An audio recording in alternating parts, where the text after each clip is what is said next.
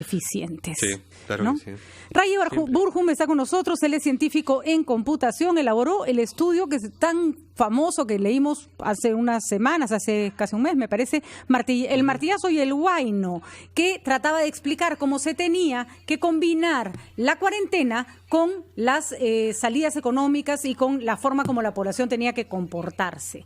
Bueno, ahora vamos a conversar con él para que nos cuente cuál es su percepción luego de un tiempo y cuando ya tenemos una caída del PBI, una de las más grandes del mundo, del 40% y una recesión enorme, y cuando además encabezamos mundialmente el número de exceso de muertos. ¿Cómo está, Ray? Gracias por acompañarnos esta mañana. Hola, buenas noches. ¿Qué tal? ¿De dónde son las noches? Disculpa, buenos días.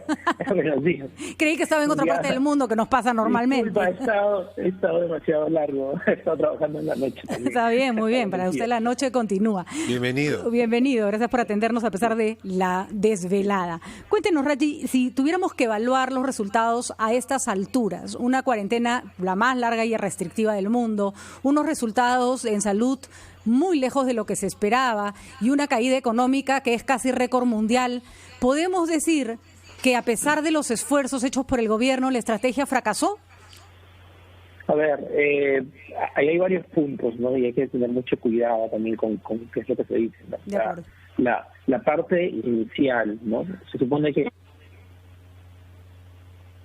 ¿Hemos perdido un ratito la comunicación? ¿Ahora sí? ¿Qué pasó, chicos? ¿Tenemos problemas técnicos? No lo estamos escuchando, ¿no?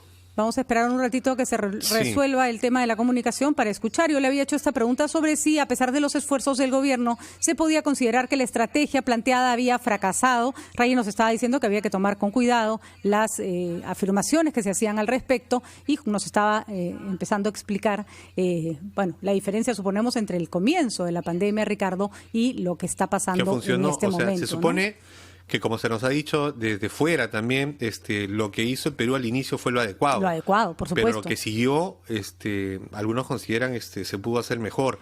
Por ejemplo, se habla de esta estrategia de identificar los casos y hacerle un seguimiento a los casos. Así es. El contact tracing, ¿no? Es decir, te hago una prueba, detecto que tienes tú la enfermedad o en tu barrio hay una prevalencia, cerramos el barrio, pero te damos medicina y te damos alimentos. Así es. Para es verdad que tú salgas y sigas contagiando. Es verdad que se ha ido trabajando sobre la marcha, pero Ray Burgum nos va a contar si algunas de estas medidas ya tienen que empezar a mirarse de otra manera. Ray, por favor, nos quedamos con la pregunta de si era un fracaso o no, a pesar de los esfuerzos del gobierno, lo que se había planteado.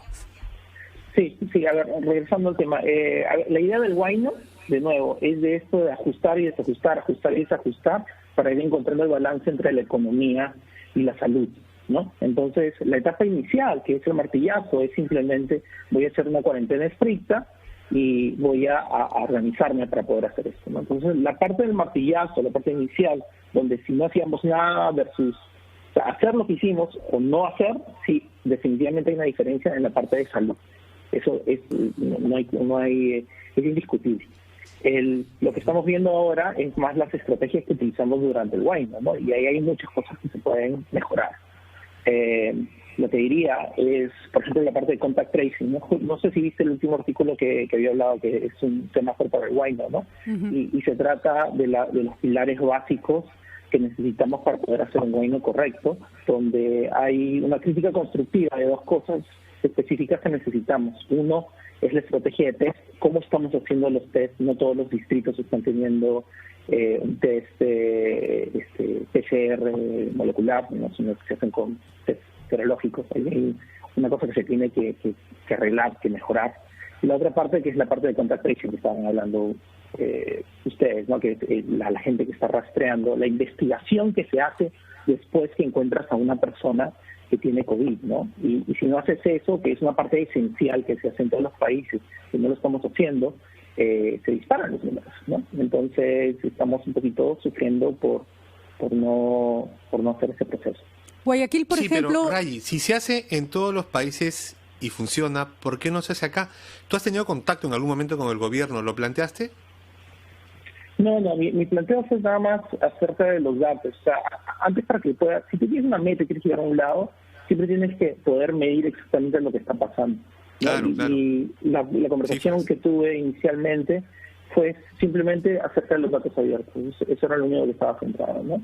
Y los datos abiertos se liberaron, que es lo que permite hacer ahora ese análisis donde se comparan los tests por distrito y la cantidad de casos nuevos por distrito y este concepto de semáforo epidemiológico que no podíamos hacer antes, ¿no? De ahí en adelante, obviamente uno puede ir y apuntar y decir esto se debe cambiar, esto se debe cambiar, ¿no? Estamos en medio de una pandemia y no estamos en el pico de esto, ¿no? Entonces, si miramos un poquito la cantidad el impacto que ha tenido otros países como Italia, que tienen el doble de población de nosotros y están en 38.000 muertos, por ejemplo, y nosotros estamos en 6.500, en 1.600. Eso sí. Claro que no estamos en la peor, y ellos están haciendo contact tracing y nosotros no estamos haciendo contact tracing. Ahora, si consideramos que el Perú tiene el exceso de muertos más grande del mundo, sabemos que esos 6.000, por más que hayan sido contados de acuerdo con, o sea, no creemos que el gobierno esté ocultando información, no tendría sentido, pero claramente no está logrando contar todos sus muertos por COVID. Sí, bueno, a lo que diría yo es, de nuevo, estamos de acuerdo en que necesitamos tener indicadores para medir esto correctamente, para poder saber a dónde vamos, ¿no? Raji, le vamos a pedir que se quede un momentito con nosotros, vamos a una pausa, todavía tenemos varias preguntas sobre cómo debemos bailar ese guayno, que es lo que nos toca ahora. Vamos a una pausa, volvemos. Son las 7 de la mañana con 19 minutos. Antes de continuar, tenemos esta información, Patricia. Se ha lanzado un explosivo contra el edificio de Indecopi en el distrito de San Borja. El explosivo fue dejado junto con una corona de flores. Se ha hallado además municiones. Se ha cerrado la calle de La Prosa, que es la calle donde queda este local, esta institución, muy cerca a la avenida Javier Prado, muy cerca también a otras instituciones públicas. La policía está haciendo las indagaciones del caso para determinar quién dejó o quién ha provocado este atentado contra el local de Indecopi, un explosivo que fue dejado junto con una corona de flores. Se han encontrado además municiones en el lugar. Bueno, preocupante noticia, esperaremos, obviamente está en curso, necesitamos una explicación de las autoridades sobre lo que ha ocurrido, esperemos que tengan, o sea, alguna hipótesis pronto. Estamos con el señor Raji Burgum, él es científico en computación, él elaboró un estudio que se llama el martillazo del guayno, que permitía sobre los datos que se iban dando, explicar que el martillazo que había sido la primera parte había sido correcta, y es decir, que tenía que ver con la paralización de la economía y de las personas en casa. La segunda parte es más complicada, cómo empezamos a abrir la vida de las personas, cómo empezamos a dejar que la economía fluya, que las personas empiecen a recuperar parte de su vida de manera paulatina y sin que esto signifique un retorno a la etapa más complicada. Raji, estábamos hablando de varios aspectos, usted nos había mencionado que efectivamente la primera parte había sido adecuada, esta segunda parte es más complicada y algunas cosas están funcionando y otras no. ¿Qué aspectos no se tiene primero una data totalmente clara porque no hemos sido un país que ha tenido capacidad para tener data, hay que decirlo, casi en ninguna cosa de manera eficiente, ¿no es cierto? Ni siquiera sabemos cuántos trabajadores hay en total en el sector público, por poner un ejemplo. Pero ¿qué aspectos tienen que empezar sí o sí a variar en esta segunda parte de la pandemia? Claro, la parte de localización es demasiado importante, ¿no? O sea, esto era algo que yo estaba, digamos, de lo que estaba hablando antes y que he hablado en el segundo artículo también, es un semáforo para el guayno, que es demasiado importante, que no podemos aplicar las mismas reglas para todo el mundo. Si aplicamos las mismas reglas para toda la región, para todos los distritos, acabamos en una situación como la que estamos ahora, ¿no? Donde tenemos presión económica en diferentes lados donde no era necesario aplicarlo, ¿no? Ya en este momento, o sea, nos podemos centrar y obviamente apuntar, ¿no? Esto está mal. A mí no me gusta hacer eso, a mí me gusta pensar en qué es lo que vamos a hacer de ahora en adelante, ¿no? Y lo que vamos a hacer de ahora en adelante es arreglar esos dos pilares, ¿no? Hacer los tests, hacer contact tracing, medir exactamente qué pasa en un distrito o sectorizar Lima en grupos de varios distritos y de empezar a atacar la pandemia de tal manera que no no con tantas restricciones como las que tenemos ahora, para que la economía pueda fluir, ¿no? De acuerdo, además se ha tratado el Perú como si fuera un país en donde todo funciona igual, para comenzar, y es pocos países tan diversos como el nuestro. Pregunta, ¿qué se hace ante un desborde social? Porque uno puede poner reglas y la realidad te dicta que la gente no las va a cumplir. La desobediencia civil en masa no te permite fiscalizar, restringir, ya lo hemos visto en el caso de los ambulantes, y todavía siguen siendo algunas medidas restrictivas. ¿Qué se hace cuando uno da medidas que la gente dijo, hasta aquí llegué, gracias por las recomendaciones, yo sigo con mi vida? Claro, pero de nuevo, a mí no me gusta la narrativa donde le echamos la culpa a la gente tampoco, ¿no? No, por supuesto que no, al contrario, las personas ya no pueden más, ¿no? Claro, definitivamente, y yo diría un paso más, es decir, que han podido más de lo que se les debió haber pedido, ¿no? Exactamente.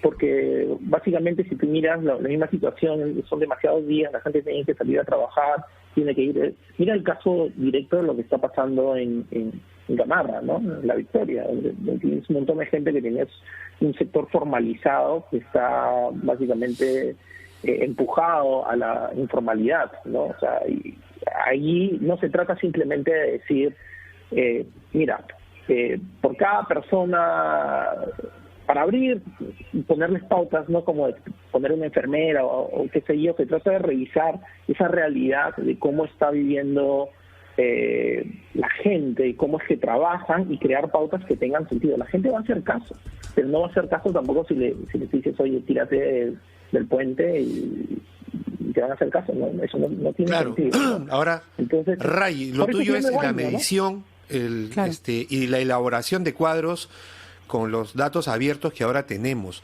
Pero si es que tú no lo haces, es decir, no traduces esos datos en cuadros que se puedan entender y que nos diga, por ejemplo, qué distrito está más complicado que otro, no lo hace nadie. Porque, es decir, el gobierno ha abierto los datos, pero son muy complicados de leer y personas como tú, que son especialistas, lo pueden hacer. ¿Tienes tú algún nuevo cuadro, alguna nueva realidad que mostrarnos, por ejemplo? Claro, el semáforo para el Huayno es básicamente una manera muy simple de expresar lo que está pasando en cada distrito, ¿no? Utiliza el concepto, no es un concepto que me he inventado yo, es un concepto que se utiliza en el resto del mundo, ¿no? Que es la idea de agrupar la situación en 4 o 5 categorías, ¿no? El semáforo te dice verde cuando las cosas están bien, amarillo cuando las cosas están necesitan un poquito más de atención, naranja, en vez de utilizar 3 colores se utiliza 4, ¿no? Naranja te dice que ya tienes que empezar a contener, ¿no? Poner algo un poquito más más serio, ¿no? Y rojo ya es casi una contención total en un mini martillazo, ¿no? Para ese sector.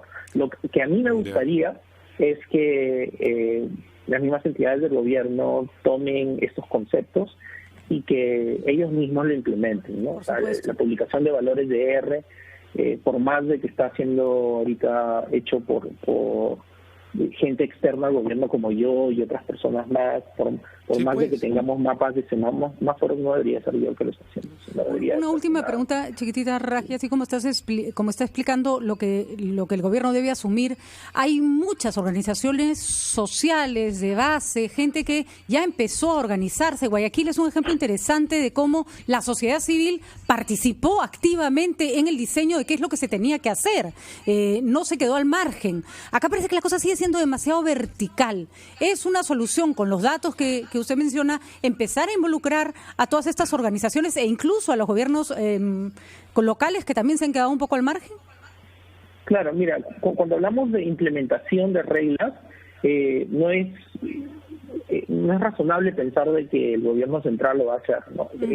Es casi como, es un trabajo en equipo, ¿no? Tienes que ir y tienes que poner más o menos las pautas, ¿no? No poner unas super restricciones y tratar de ser el ente que decide que tú sí puedes trabajar y tú no puedes trabajar, y tú sí puedes trabajar y tú no puedes trabajar. Eso no es lo que queremos. Lo que queremos es que pongan unas pautas y que el gobierno local, ¿no? El municipio, decida exactamente los cambie a la realidad, utilizando esas pautas, que los cambie a la realidad y que lo hagan, simplemente, ¿no? Un par de ejemplos, Ray, para terminar, de, por ejemplo, tenemos distritos rojos o naranjas en Lima. Se nos ha advertido que, por ejemplo, San Juan de Lurigancho, San Martín de Porres, Comas, El Callao, ¿están en rojo, están en naranja?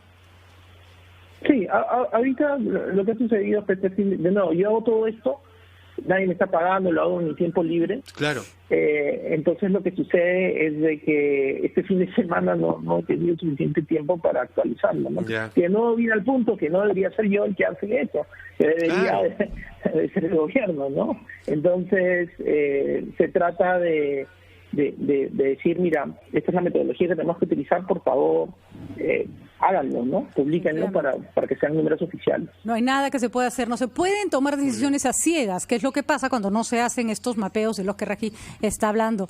Muchísimas gracias por el tiempo, por la paciencia y por, sobre todo, tomarse en sus tiempos libres, mirar al Perú por su trabajo, efectivamente. Gracias, Raji, por haber estado con nosotros. Que tenga usted un buen día. A pesar de que durmió poco. Son las 7 de la mañana con 28 minutos.